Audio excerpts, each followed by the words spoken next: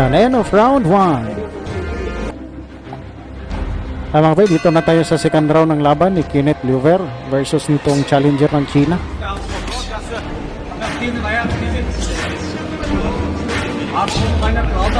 Takot sumugod itong si Ayati Sailiki, mga bay.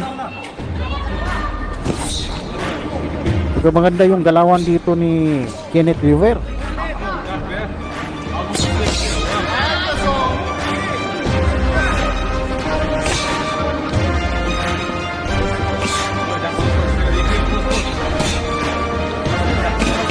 Ay, bumanat sa bodega si Kenneth.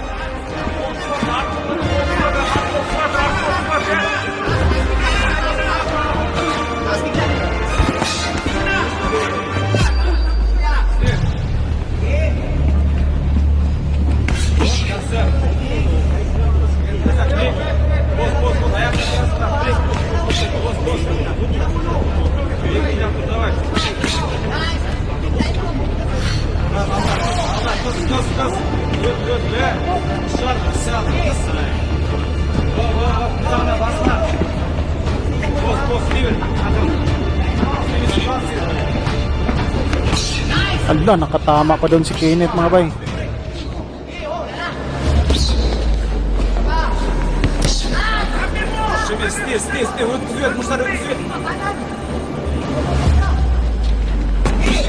Agay, ayan na nga, pagsak, mga bay, si Ayati Sailiki. Di na makakatayo to. Dito tumayo pa. Yan, may 1 minuto pang natitira sa oras, mga bay.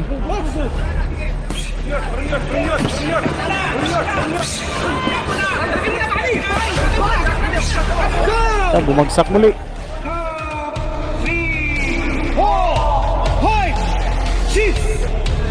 Ayaw na, umayaw na.